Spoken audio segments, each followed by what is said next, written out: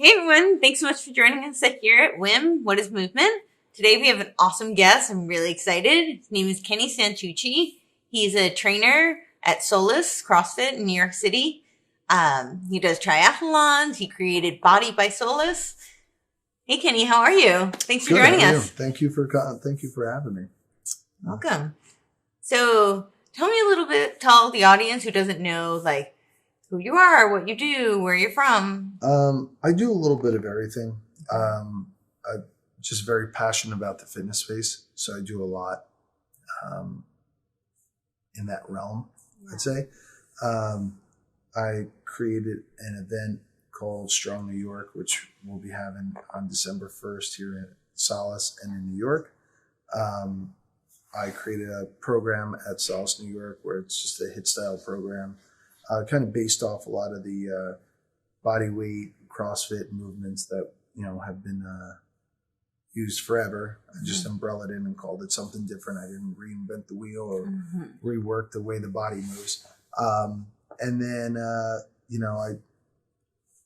still like to compete a little bit, so I do some CrossFit competitions. I just finished the New York City Marathon for the third time. I did awesome. Yeah, a couple triathlons. Congratulations. Thank you. So everything and anything fitness. I enjoy also the art of networking and working with people and helping people out. I believe there's two types of people in the world. There are people who are driven by money, and there are people who are driven by relationships. I happen to be the person who's driven by relationships. That's why, I love that. Money's a little tight sometimes. So. I get it. Sometimes it would be easier, I feel like, if I was somebody who is motivated by money. Yeah. I'm motivated by passion. Like things that ignite me, will force me to work hard. But money itself, don't get me wrong, I like the things that money buys, but money itself doesn't necessarily motivate me. Yeah. Well, tell me, how did you get into the fitness industry? What made you so passionate about fitness? I was just a fat slob when I was a kid. Okay. Yeah, and so many people are so offended by that. I'm like, that's what it is. It's constant bad choices, not understanding what I was doing to not only myself but people around me. I always tell people, your physical capabilities and your health and wellness will affect you and the people around you. So that's why I take it very serious. I love the fitness industry because as much as we think it's relevant for people like us because we're so into it, 90% of the world doesn't think the same way. Right. There are so many people. There are more gyms and more ways to get in shape and more ways to track your heart rate and your blood pressure and all these things. And it's like, how many people don't use it? The obesity rate is still crazy. McDonald's is still a company. Soda is still drank by millions of people around the world. Like, you think about things like that and you're like, well, those things are so bad for us. I don't even know why they still exist, And everybody's like, oh, well, it's cheap and blah, blah, blah. Yeah, so is an apple, So sure.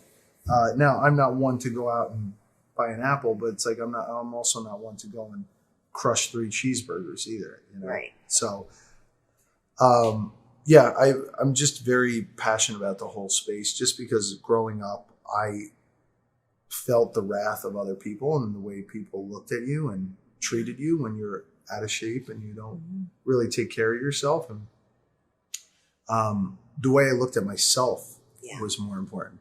The way I looked in the mirror and I'm like, I'm unhappy. I don't care what anybody says. If you're out of shape, you're more lethargic, you're more susceptible to disease, you're always, a little bit more depressed, a little bit slower. You're not as upbeat and as good as you possibly can be when you're in shape. There are days when I feel like great, when I'm eating right and doing all the things I should be doing, sleeping well, making sure I get my workouts in, things like that. Like, I feel great. Those are my best days. And I tell people all the time, most people work 9 to 5s, Monday to Friday. Right. I live every day. I try to make the best of every day. I enjoy, if I go out to lunch, I want to enjoy lunch. If I'm teaching class, I want to enjoy teaching class. If I go out at night, I want to enjoy that. I think most people are always like, oh, I can't wait for the weekend, or I can't wait for this wedding, or I can't wait for this. I try to live every day. I don't really have much of a game plan. with anything. So I like to indulge in what I do on a daily basis. I love it. Yeah. What was the turning point for you? Kind of looking in the mirror one day, and when I was about 13, when I was like 13 or 14 years old, I was just so unhappy with myself. I hated the way it looked. I hate the way it felt. Like I didn't like the way things felt on me. I tell people all the time, like it was such a remarkable thing for me to, I was a 38 waist, and for a guy that's huge, right? As a 13-year-old kid, 14-year-old kid. Wow. When I bought my first pair of like size 31 jeans, I was like, oh my God, not only can I now fit in jeans, but now I'm buying a size 31. That was 7 sizes below where I was. And I just felt better about myself. Even my shit days were better than my good days when I was heavy. And I wanted to do that for other people. After I figured it out for myself, I wanted to help inspire other people. And I'll be the first one to say it. My methods aren't world renowned. Not everybody's like, oh, he's so great. I'm a dick sometimes, but only because I give a shit. It's my delivery doesn't work for everybody. I grew up in a very Italian, New Jersey style household where it was always tough love. I never got coddled. I never got like, oh, everything's going to be okay. Everything was always shit, no matter what you did. I could have came home with a check for $1 million, driving up in a Porsche, and told my dad how great life was, and he'd still be like, all right, well, what you fuck up on? Yeah. So, so I kind of grew up in that household where that's kind of the only way I really know how to teach. I had coaches all through high school and college who were the same way. I never had anyone like really like pat me on the back and be like, oh, everything's going to be okay. So that's the way I teach. And I don't mean it from a malicious place. I want people to do well. I want to see people do better. From random people I meet, to my members in the gym, to my staff, to friends of mine. I like seeing people do well. I think there's enough to go around. And there's plenty of opportunity for people to have a great day every day. I always say, like, if you're nice to somebody in a cab, that cab driver is going to go home and treat his wife or her husband better, and they're going to go treat the kids better, and everything's a trickle-down effect. And I think a lot of that starts with fitness. It's like you'll never finish a workout where you say, oh my God, I shouldn't have done that. Right? Yeah. So I never finish workouts, or I never like kind of get my heart rate going or do something where I'm like, that was a waste, Of course. You always feel good about it. And I think I don't truly understand the science behind it. And I think people who say they understand the science behind it are bullshitting. I just listened to a podcast. It's 3 hours long on Joe Rogan. And it was this constant debate between two nutritionists who one believes in just a plant-based diet and the other one believes in, kind of a paleo type of diet. Sure. And they're going back and forth. And this research says this, and this one says this, and that one says this, and this one, and like they never even came to a conclusion, Right. But that's how it is. It's like, what workouts are the best? Well, if there was one workout that best, there wouldn't be 8 million trainers in New York City, right?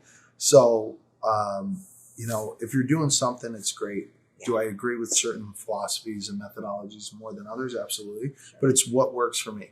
I think jumping on a bike every day and doing an hour cycling class, in my opinion, isn't the most effective way. But if you have an hour to kill in your day and you just want to jump on a bike and, have a fan blowing in your face, you do that. That's great. Go for it. Yeah. So when you had that turning point and you were 13 years old and you're like, I want to do something. I want to feel better. I want to look better. Yeah. What did you start doing? I just was more conscious of what I was doing. Like, I remember my parents put me on a diet when I was like in 5th grade, 6th grade, because my doctor's like, he's going to have cholesterol by the time he's like 15, 16. So when I got to high school, I was 15, 16. Yeah. Wow. Yeah. So I was like, as soon as I got to high school, I'm like, I'm going to start playing sports. I played baseball, but I mean, you could look at a pro baseball player. You could be a fat slob and be a good baseball player. So I wanted to play a sport that I'm like, it was physically demanding. So I started playing football in high school. And at the time, I really didn't saw myself as a fat kid, but I'm like, oh, if I go out for like wide receiver or something, maybe they'll let me play. You know? And they were like, nah, Chubby, you're with the lineman.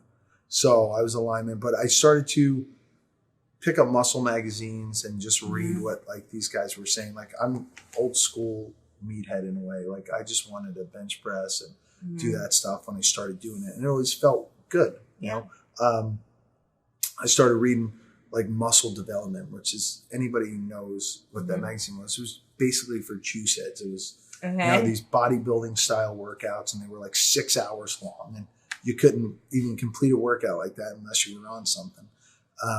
And I would start reading these, and I'd see these guys, like, just pictures, these guys like eating tuna out of the can, you know, throwing away soda bottles and doing all, and I'm like, that imagery always stayed with me. And I'm like, all right, well, I'm going to not eat cake anymore, and like not drink soda, and not eat pasta every Sunday. And kind of these traditions that I grew up with, I let go for the betterment of, you know, my health and wellness. And of course, my family was just like, what are you doing? What's wrong with you? Because my brothers and my sister they were never that heavy. I was the only one who was like really heavy. So I didn't understand that too as a kid.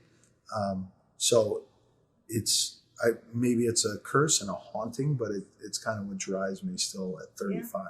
Yeah. So they had that reaction. Did you, like, was it hard for you to make those changes? Was it? No, a lot of that stuff I kind of stopped cold turkey. As soon as somebody's like, this is bad, don't do it, I'm just like, all right, this is stupid. You know?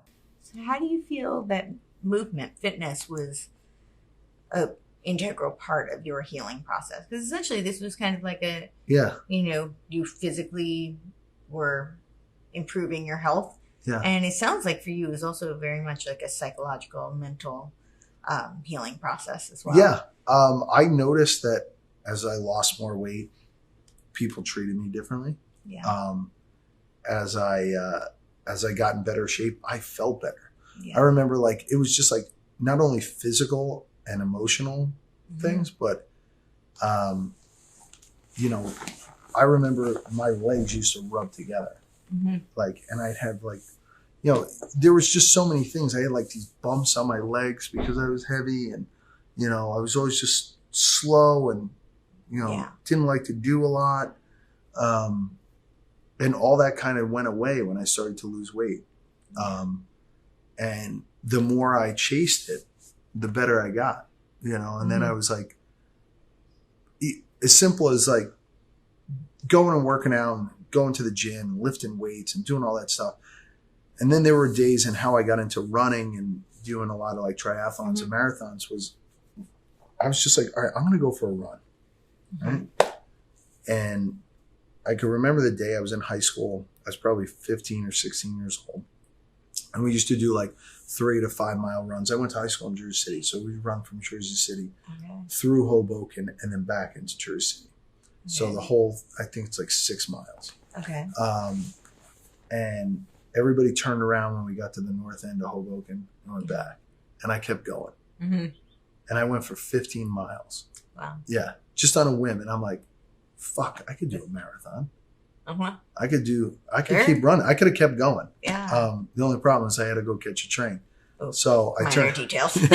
So I kind of went back, and that's what like kind of intrigued me into start doing some more running and stuff. But then I realized, like, all right, now I started to dive into the science more and wanted to understand more, because I'm like, all right, I'm running so much, I'm losing weight, but I'm not building any muscle. And now I'm burning the muscle tissue I'm building from running these long distances. So finding a fine balance through my teen years and through my 20s and stuff was the thing I enjoy doing. Even this year, I'm 35 years old, and I just ran the marathon. Everybody's like, why do you do it? I'm like, 'cause I just want to be able to do it my whole life.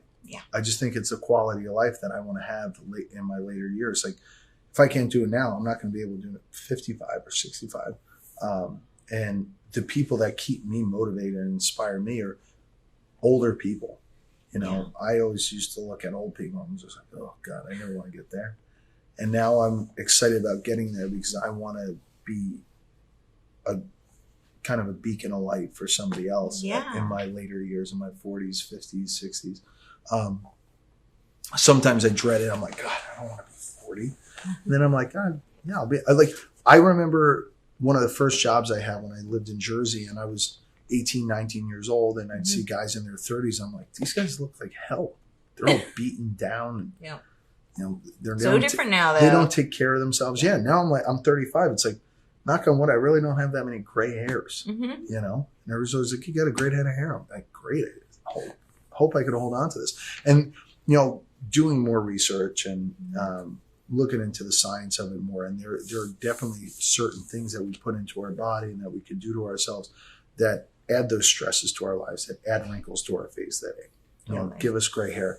I just try to stay away from stress, and I try to stay away from anything that's going to cause me to kind of age a little bit faster than I want to. Right. Yeah. But I don't want to live forever. I mean, there's so many people like, I can't wait to live to 150. I'm like, that's too long. I'm good. You cut me off somewhere between 80 and 100. I'm like, yeah. That's your that's wish. my window. Yes, that's your window. Fine. Yeah. So I've heard you call your class Team Beautiful, and you say it's because it has to do with like exuding positivity. Yeah.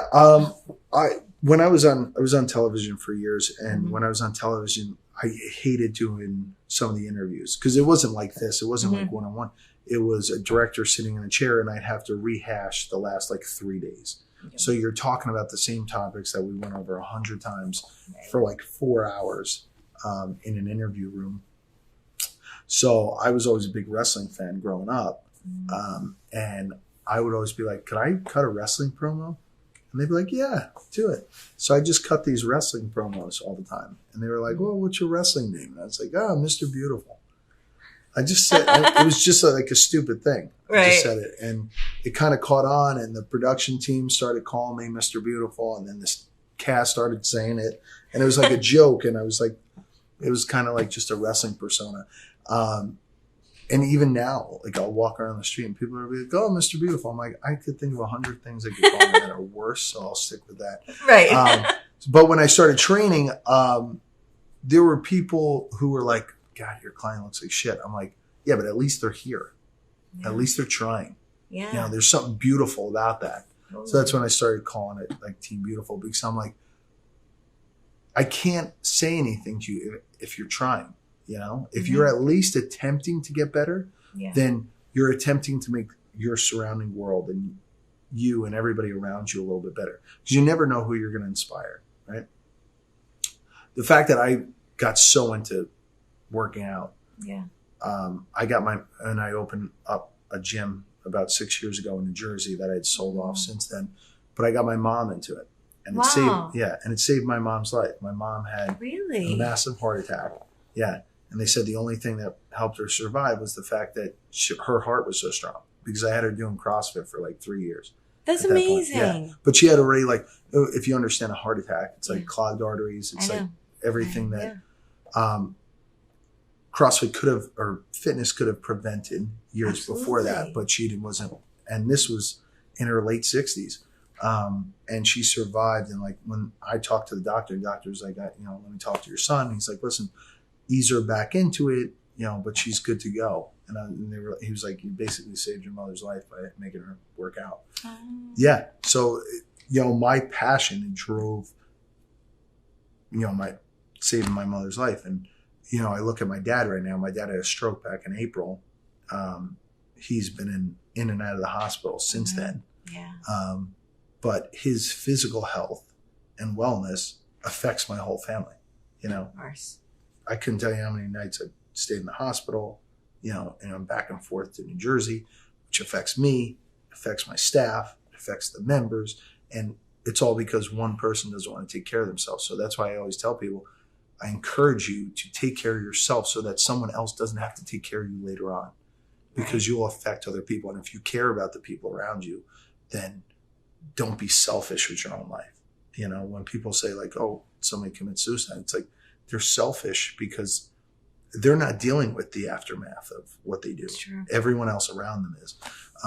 And I think obesity and a lot of these diseases that, or whatever you want to call them, kind of affect everybody else more than they affect you. Like you're hurting everyone else around you.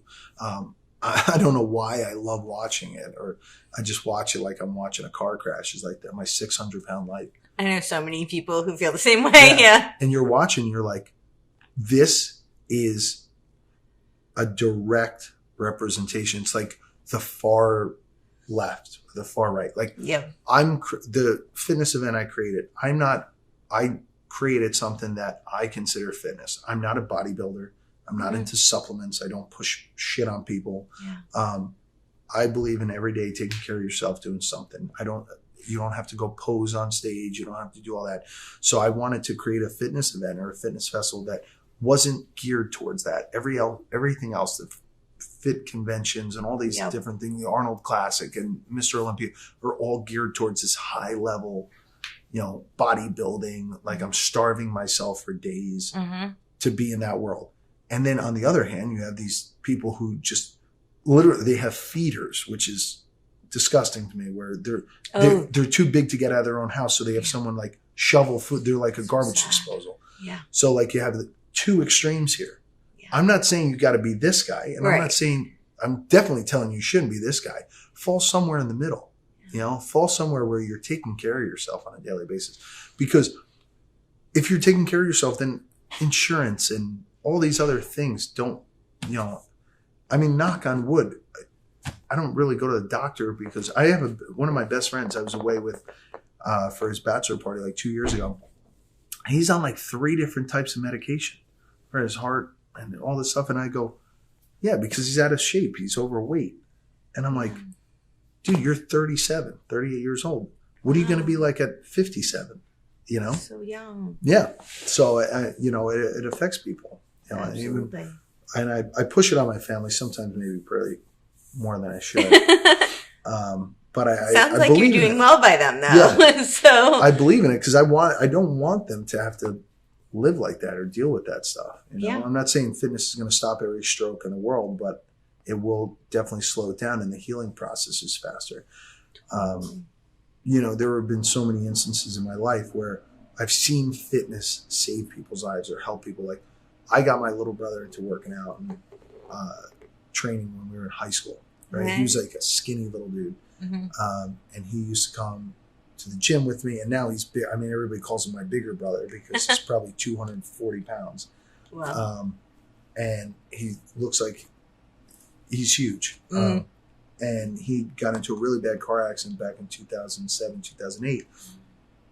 He got thrown through the canopy of like a Jeep Wrangler. And the doctor said that because he was so thick and he was so strong, like if he was any smaller, he would have broke his neck on the canopy. But he ripped right through it and then landed on his feet. And his recovery, and his recovery process, he broke his back. He broke it, Wow. And his recovery process was, they were like, oh, it's remarkable how quick he recovered. I was like, it's not remarkable. He's strong. He had muscle. As soon as he started to move again, it came back. So I tell people all the time, one of my nephews is 11, 12 years old. I got him a kettlebell for his birthday, and I send him workouts, and he does all this stuff. And he's like super into it. He'll send me shirtless pictures of himself flexing and stuff, but he's into it. And I'm like, if he builds muscle at a young age, he's going to be way better off later on in life. Totally. If you never build muscle, after 25, 30 years old, we start to deteriorate. It's harder now to keep muscle on him. And I always say there's nothing wrong with being strong. Nothing. No one's ever going to be like, oh, you're too strong. Right. And even if they are, you're like, great, good. It's a good problem. That's definitely better than the alternative. For sure. Yeah. So I'm curious, like I'm hearing all these like amazing stories. People very close to you whose lives have literally been saved through fitness. Yeah. I'm very curious, like in your day to day, when working with clients, working with your classes, just people in the industry, how have you seen fitness impact other aspects of their life? People who are not, professional athletes or not, necessarily fitness enthusiasts, but who do participate? Like, how have you seen them getting more involved in fitness routines? The best part of my job is getting to work with other people. I truly believe that I think we give ourselves a lot of purpose here on this earth. You know, you see what's happening in California, like at a moment's notice or at the drop of a dime, the world could go up in flames and a flood could wipe us all out. And we see close to it, and we see it on a daily basis. You know, it's like the world doesn't give a shit what we're doing. You could be a famous Hollywood actor or actress, or you could be a guy sleeping in the subway. Yeah. Doesn't matter. In our time here, we're like a blip on blip this planet. on the radar, yeah. In the universe, like even smaller, you know? Yeah. No one, nothing out there cares. So while we're here, you should enjoy your day to day and, you know, help as many people. And there's definitely a euphoric feeling when you're helping somebody else, and you're watching somebody else change. And I see it on a daily basis, like every day. Like I told everybody at the beginning of this year, I was like, everybody in my class is going to get a pull-up by the end of the year. And if you don't, I'm throwing you out my of the favorite. gym. Yes. Yeah, I'm throwing you out. So I program it 2-3 times a week for the last year. Over the course of the year, it's incredible.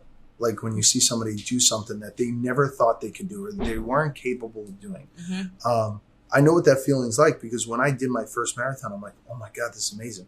When I did an Ironman, I'm like, if I could do this physically, nothing else matters. I could do anything. You know, if I can mentally prepare and put myself through this and continue to go on, then I could do anything. And I like helping people discover and realize that they're capable of doing other things. Some of the reason why I do some of the marathons are like, well, you didn't train all year for it. I go, I don't need to. I don't need to because I don't need to be told. I always tell people when they're like, I can't pick this kettlebell up. I'm like, well, look how you're grabbing it. I go, if I told you that was filled with money and all you had to do is make sure you got it home, wouldn't you tuck it in your arm, keep it close, pick it up like you mean it? I go, do things with purpose. Do things like you want to do it. Mean to do these things. And that's when you start to inspire people. And I have 100 reviews about how I'm an asshole and how I was rude to people and this and that. And then fine, I'm not for you. Then you need to go somewhere else. But the people who buy into what I'm doing enjoy it. They love it. And, you know, we joke around about it. I'm not that serious that I'm like, oh, I'm going to fucking throw you out. But I'm like, I'm here to help you. Like, that's what you're paying. You could go to any other gym, grab a bar and start trying to do pull-ups. I'm here to help you do that faster, more efficiently. And that's my job. And if I'm not doing that, then you're a fucking idiot for paying me. Right? Because what am I standing here doing? What, you just want a pat on the ass? You want a participation trophy? I was like, I don't do that. Like, if you want that, go somewhere else. But I'm here to help you facilitate, get what you want out of the hour that you have here or the membership that you bought here.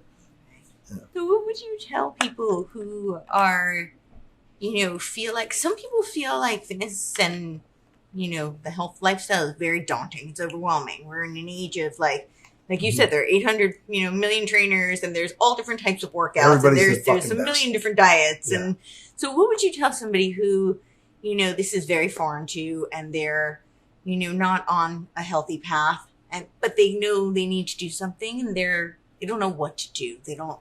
How do they start? How do they? I would say start with what comes easiest. Some people could start with a good diet. And I'm not saying like tomorrow you cut out everything. Right. You only eat whole grains and, grass-fed beef and all that shit. No, do what makes sense to you. For me, it was like taking a piece of bread off my sandwich, right? Yeah. Giving up soda. Then I gave up pastries. Then I gave up, eating pasta and stuff like that all the time. And it's just like, it kind of, as you drop things to the side, you start to get a little bit lighter, and you start to move forward. And now you're like, okay, I came this far. What's my next step? Some people like to jump right into the gym. You don't need to, I tell people all the time, like, we offer CrossFit. We're not just a CrossFit gym. We're a strength and conditioning gym, right? So I tell people all the time, I go, you don't need to go downstairs and deadlift 500 pounds. understand the movement, know what you're doing, enjoy the learning experience, and then you could grow. You know, everybody sees somebody like Paul come in and, you know, he's benching and he's doing all this stuff. They're like, I want to do that. It's like, all right, pump the brakes, figure out what you want to do. Work with a trainer, try to get, you know, the mobility and the strength that you need to do what he's doing. Don't jump right into what they're doing. So I would say finding the right mentor in the fitness space, finding the right person that you admire. And everyone's like, oh, I like The Rock. Well, he's not as accessible as you think you'd like him to be. So yeah, but finding, I mean, there's so many gyms and so many trainers and so many people out there that are willing to help out. I will say this about the fitness industry. People want to be involved. They want to help. So finding somebody on social media, I mean, now it's easier than ever before. You know, putting the event together. I reached out to so many people, just sending them an Instagram message being like, hey, I'd love for you to be a part of this. So I think if you found somebody on social media who you're like, oh, I really like her, I really like him, you know, I'd love to work with them, reach out to them. Like, let them mentor you. Like, you don't want to bite off more than you could chew right away. Because then you're going to get burnt out. You see it all the time. People are like, all right, I'm going to change my diet. I'm going to go to the gym. I'm going to do all this stuff. It's like, no, take it in little bits. I tell people all the time when they join the gym, they're like, oh, so how often should I come? I go, how often do you want to come? They're like, I don't know, like 2-3 days a week. Great. Come 2-3 days a week. Yeah. That works for you. You 9 times out of 10, you can answer your own question. What should I eat? What do you like to eat? I like to eat cheeseburgers. I was like, all right, well, dial that back. Don't eat them every day. You know, try to throw some vegetables in there and, you know, try not to. I like to drink. Okay, how often do you drink? 5 days a week. Do I need to tell you that's bad? Like, right. You know, don't do that. Yeah, don't get wasted every night. Right. Have a drink, a beer. And like, if you're at the point where you're like, I'm good for 4 or 5 drinks a day. Okay, fine. Have some self-control. Yeah. Do 3 drinks a day. You know? And then you'll start to realize you're like, I don't really need 3. I could go down to 2. And then if it's 1, then fine. It's 1. Now it's like, now you're only drinking twice a week and you'll have a drink a night. You know? I spent my 20s traveling, doing a lot of events and stuff, and I found myself drinking all the time. Yeah. And when you start to dial it back and be like, all right, I'm going to do like a sober October or something, you realize you're like, oh my God, I feel so much better. So then you don't want to feel the way you feel when you're drunk all the time, when you're drinking all the time. So I try to limit the amounts of times. I mean, I like a good cocktail just as much as anybody else. I mean, I'm signed with a beer company, you know, because I like a good beer every once in a while. So you want to, you know, you want to use it as like a celebratory thing. You don't want to be like, oh, I'm sitting home on a Monday night, I might as well throw 6 back. It's like, that's not the way it's meant to be done. But so do you feel like what I'm hearing is that it's really like make small changes that are sustainable? Yeah, it's a lifestyle change for sure. Yeah. Like if you're like, oh, I'm going to go do a bodybuilding competition, it's like the mental strength that you need to do that, you know, to basically starve yourself at that point, to get to that, you know, and you're miserable. Who the fuck wants to eat dry chicken and broccoli every day? Right. That's horrible. You know, enjoy it. Like I said, enjoy life. Yeah. Be smart about it, you know? Yeah. And do you feel like did you ever feel like you have is this a very easy way of life for you now? Or do you ever feel like you I mean, listen, I mean, I struggle with my weight sometimes. I'm always like, I want to be in better shape, but it's good. It's part of my journey. And it's like, I've learned things along the way that I didn't know before. That's the problem. Everybody wants to be like, I want it now. I want everything right now. But the beauty of it is in the learning process and getting better and understanding like, okay, this works for me. This doesn't, you know, what works for you, might not work for me. You know, I like working out in the morning. You like working out at night. I like eating, you know, beef. You like eating plants and stuff. Right. You know, it's what works for you. You know? So. Yeah. Well, thank you so much for being here. Thank you for having me. Yeah. I appreciate it. That's awesome. That's very cool.